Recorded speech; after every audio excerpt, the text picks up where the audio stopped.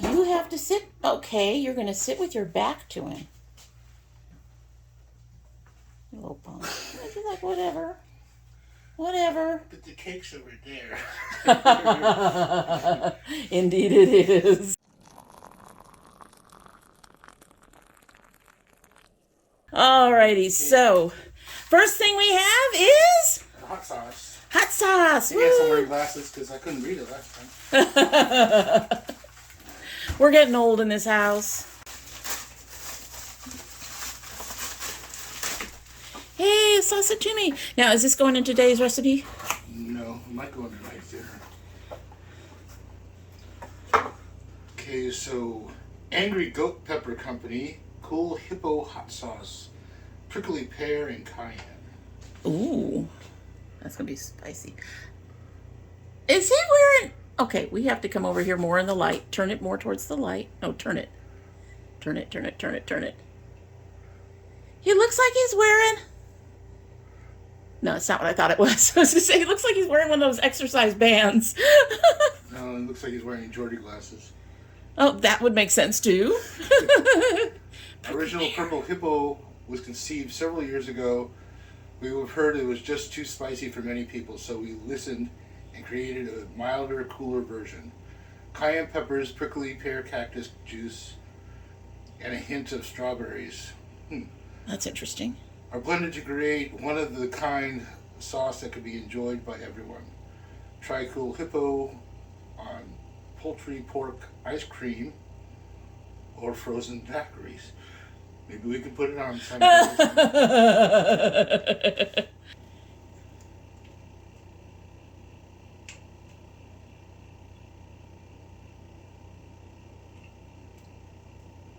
It's nice and sweet. You can get the strawberry in. And the heat? I guess it comes at the back end, but yeah, it's at the back end. But and it gets there. It gets there. So that one that might build up as it, yeah. Yeah, but definitely get the strawberry. It's nice. But yeah, the cayenne, you can feel that come in at the end. Yeah, cayenne is one of those, it's like, it's not supposed to be as hot as a lot of peppers, but at the same time, you're like, be careful with it. Be careful with it. I'm not sure. I have to think about what to put that with. Okay.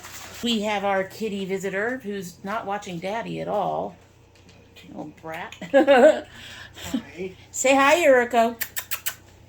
Yes, let us see those beautiful golden eyes. Anyway, so what are we making today, Chef? It's a it's a fried banana with, I'm going to be using grilled pineapple, rum and butter sauce with a coconut ice cream and pecans. All right, so we're going to be honest about this up front. This is the first time he ever made ice cream. We have ice cream maker. We do have an ice cream maker. It's a little different from some. It is not one of the big industrial ones, so it doesn't stay frozen, and there's things you have to do to make sure that your ice cream gets cold the way it's supposed to. And so I have tasted the ice cream as we experimented and put the ice cream together. That's the one thing in this dish I have tasted. Well, and grilled pineapple, but grilled pineapple is pretty... Right. So, all right. Go ahead and... I already sliced up the pineapple. Everybody's seen me... You've already seen him do that. Before, so I don't want to bore you with that again. Maybe this time I can get this to work.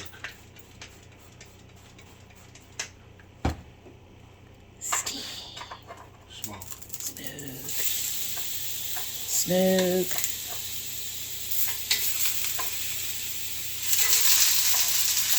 Listen to the sizzle. She is still not looking at you. What is on that wall?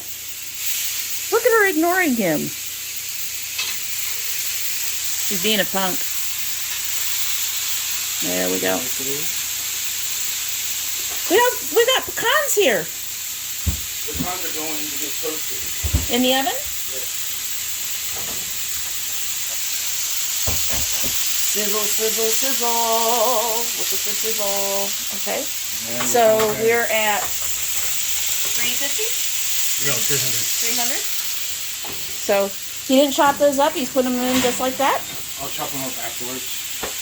Only about 5 minutes maybe. And let these grill off. Okay.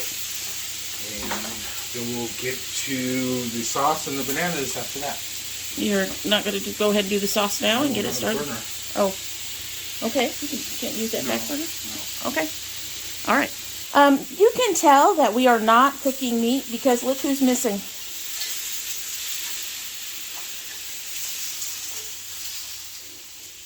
Look where I found her. On her tree with her back still turned towards us. Yuriko, you're a punk. She says, I am not. I'm not interested in fruit. So he got the grill marks this time. Aren't those gorgeous? Gorgeous. Gorgeous. Gorgeous. Smoky though, but they're gorgeous. So what are you doing? Grating the lime for the sauce. Zesting. Now these zesters, you can go ahead and get them at, your grocery store or something. But from what I understand, if you get them from your grocery store and they specifically say lime zester or citrus zester or something like that, they're actually going to cost more than if you go to like a Home Depot or something and pick them up there, and they have a different name there. I don't remember what they are. This here is a microplane. There we go. So we tend to pick our stuff up that's not, if we can, that's not specifically listed as for the kitchen, because it's one of those professions where they jack up prices on stuff. This is actually a very heavy duty microplane, and I think it cost us maybe $10, probably less than that. I don't know, but yeah. So if you want a microplane, I recommend. Now, what are you doing there? Rolling it to try to get the juice loose. Yes. This will make any of your citrus juicier. I do this with oranges when I'm cooking during Christmas. If I need orange juice, I want to use fresh orange juice, and I use the zest, then you sit there and you just roll it and roll it and roll it, and you will end up with more juice coming out than if you didn't. Now, this is a cheap juicer that we got. My only complaint about this juicer is that that bottom part breaks easy because it's glass. Also put your lime or citrus in the microwave for 15-30 seconds. I hadn't heard that. That will loosen it up too. Oh, really? I just learned something.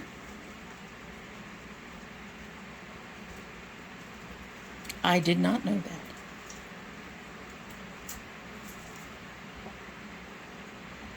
It doesn't say how much juice. It says the juice of one lime. These are little small limes, so I think I'm going to juice up another one. Yeah, my understanding is you get about a tablespoon of juice or so from one lemon. Tablespoon or an ounce. From a lemon? Noticed. So, but I don't know about limes. Limes are generally smaller than lemons. So maybe half a tablespoon? Somewhere in there. So if something asks for the juice of a lemon, of one lemon, you know you're going to need about a tablespoon. Of course, things like that, as long as they're not going to add too much liquid, they're also flavorings, so you can adjust that to your taste.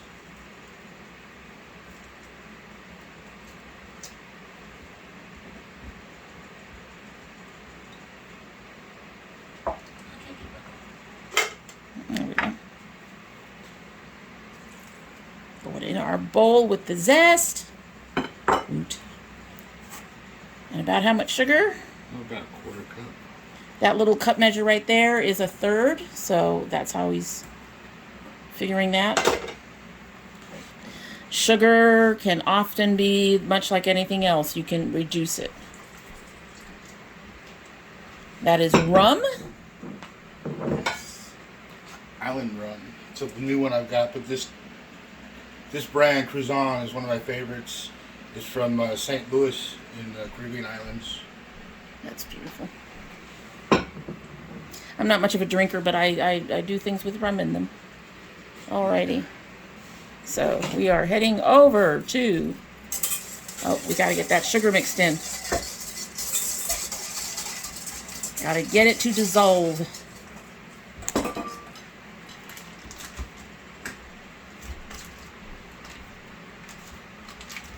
Now, what kind of knife is that? Because that's not your standard chef knife. This is the, I can't remember the name. I think it's the Sudoku. This is the one that cut my finger. All right, the butter just went into the hot pan. This is a cast iron skillet. Cast iron skillets is cool because you can put them in the oven. And he's mixing up the stuff. Let this move. You can also cut up your butter into pieces. Yeah, that'll make it melt faster. Help it to melt. Our stove is so janky. None of the things are level. None of them. Except for the one we can't use right now because... it's not level either. Oh, is it? It's not? No. Oh, no, you're right. It leans in towards the stove. None of these are level. As you can see, the butter's already pretty much melted. You work with what you have, folks. Because the only way this apartment complex is going to replace anything is if it flat out stops working. And they can't repair it themselves.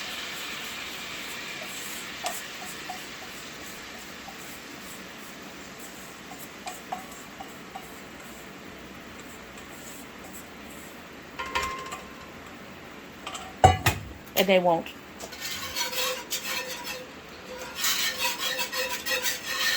Our heat is on medium. Now, chefs much prefer to work with stoves that have flame instead of electricity, right? Yeah. Do you know why? I control the heat better that way. I can see where it's at, see what level I want. Makes sense. All right, so that's going to cook down a bit, and Go ahead and chop these up. you need to wipe down your board or flip it. It's wet.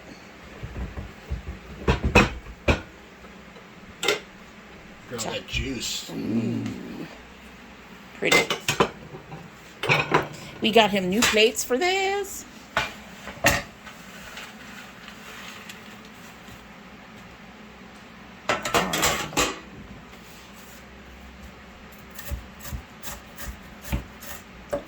This is just a garnish. You don't need a lot of pecans. I just wasn't sure what we were doing, so I probably have more on here than necessary. Looks like it. And we were going to try to do something with fresh coconut. Unfortunately, the coconut I got was not good. You can't see inside those damn things. And the one I had, the juice was off color, the water was off color, and the coconut itself was turning pink or purple.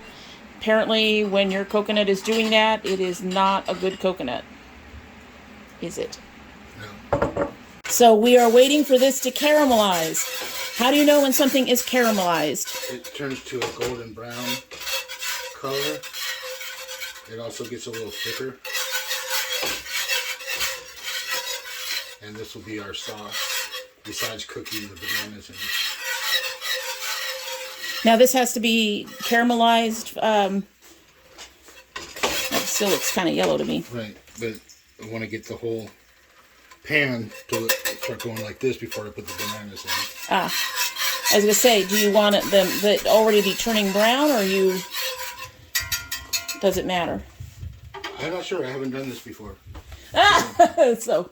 I believe it's going to golden up more as the bananas are in there, because the bananas are going to be cooking, and they'll add the sugar. bananas are going to be turning a golden color also. Because they have sugars that will also caramelize. Right, and it's about 5 minutes on each side. Okay. All right. So what are we going to do while we wait for that to be ready for you? Well, go ahead and just cut it. Going to cut up some pineapple, and here's our bananas. If you notice our bananas here, we needed firm bananas because if you're going to cook them, you don't want them to turn into mush. So these are not squishy. And they're a little bit green at the top, but I think they're going to be fine for what he wants. So, gonna let him chop that up, and then he'll let me know when he wants me back. Alrighty, so even chefs are not perfect. And he had a small issue. This is a brand new caramel because there's one thing that you don't do with a caramel. You don't leave it sitting by itself for very long because it can get too dark. Alright, so he's putting the bananas in, even though it's not browned yet. And how long are they going to cook? About 5 minutes on each side. So okay. I turned it down a little bit lower, so hopefully it won't burn. Yeah, so that is one trick about caramel. If you're going to make a caramel, you need to keep an eye on it. Don't stay away too long, because it can very quickly go from that nice golden color you want to, hi, I'm way too dark and bitter. Burnt. Well, there's a stage in between the two that's still dark and bitter, but not quite burnt yet. But you don't want them to do that because, you know, that stuff tastes nasty. I've had that problem when I've done caramel in the past, too. You really do have to watch it. So, I'm not using the whisk anymore. I figure just go ahead and use the spatula. Kind of run it around so it doesn't stick and burn. Like I said, I have not done this too much. I haven't done this recipe before, and I don't work with caramel too often because I don't do desserts. So he's challenging himself. Try to do dessert once a month. Also. So he's going to try to do one dessert and one savory every month. You heard it from him. And you can kind of see it's getting golden. Yep. Now, see, this is an interesting way to do caramel. Maybe it's because you have the lime juice and the rum in there. But when I've done a caramel, it says to make sure everything's mixed in. The sugar's all mixed in. And then you put it on the stove and then you leave it. You leave it alone. Let it do its thing. Yeah, you don't stir it. Right.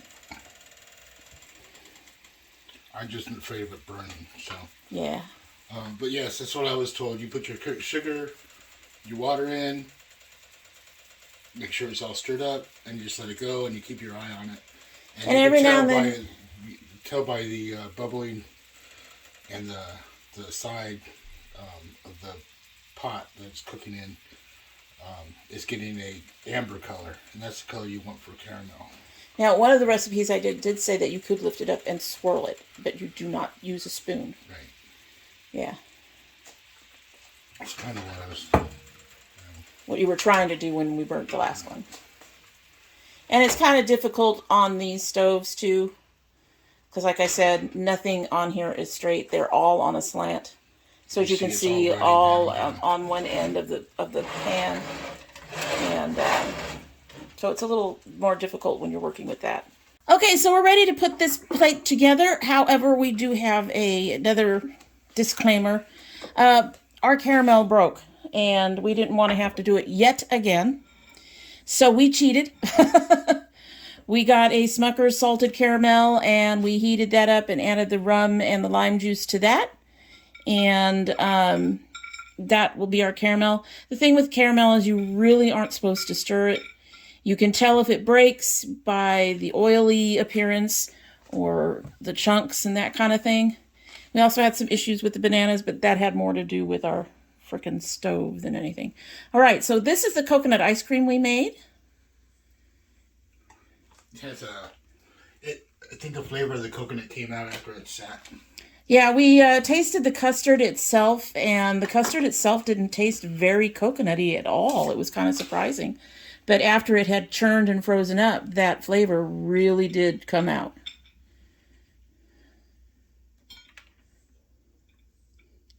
He's doing scattershot. He also had another idea for the plating that we could not do because we got a bad coconut. And that was to take fresh coconut meat, grate it up, toast it, and make sort of a coconut nest underneath, right? Right. But unfortunately, the coconut we got was not good. And he's spooning. And then just a little lime zest. To add a little bit of color.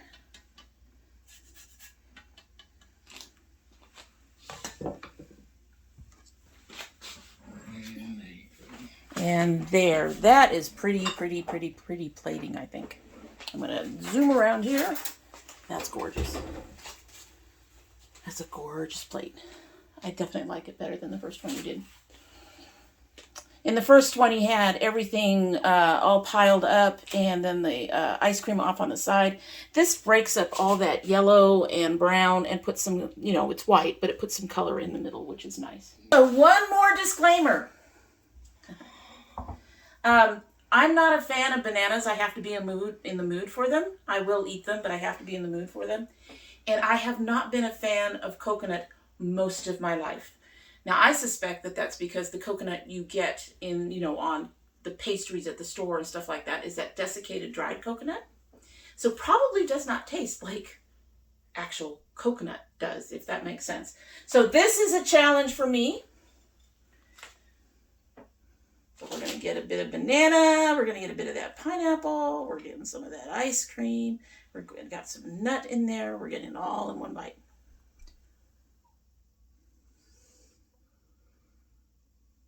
Okay. You expect me to eat dinner? This is good. This is good. Better than you expected.